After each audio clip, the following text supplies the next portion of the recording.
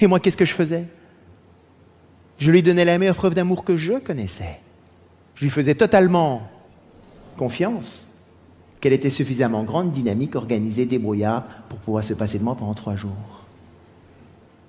Le problème de ça, c'est que Corinne peut me faire des couches et des couches d'attention. Je m'en fous. Enfin, je les prends, c'est pas désagréable. Mais c'est pas ça qui est réellement motivant pour moi. Et moi, je peux lui faire confiance. S'en fout complètement aussi.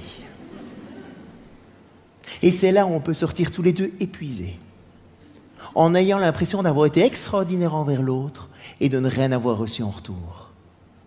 Et on se retire des points, encore et encore et encore. J'aime Corinne. Ça ne me pose donc aucun problème de le lui montrer.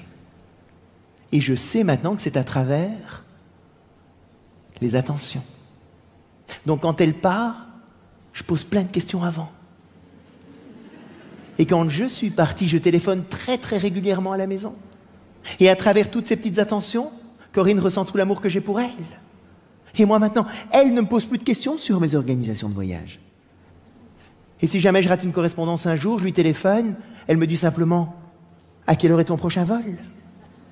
Et elle ne va pas commencer à me dire « Ah, tu vois, je te l'avais bien dit. T'aurais dû prendre un avion plus tôt ou plus tard, ou t'aurais dû faire ça, gna gna gna, gna gna gna, gna gna gna. » Vous voyez un peu, gna gna gna, oui? Juste pour voir. Et le fait que je n'ai aucun de tous ces petits commentaires-là, c'est comme ça que je ressens tout l'amour qu'elle a pour moi, à travers la confiance qu'elle me fait.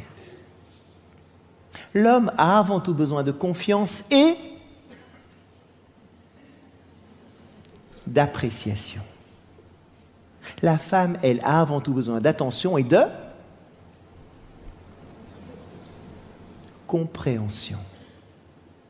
Ce sont 4 mots à inscrire en lettres d'or quelque part, qui sont les clés pour vivre ensemble, pour se marquer des points.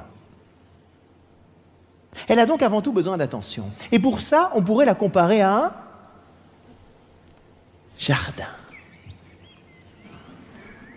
Qu'est-ce qu'il faut faire pour qu'un jardin soit beau? L'arroser, l'entretenir, enlever les mauvaises herbes, bêcher, labourer. Oh non!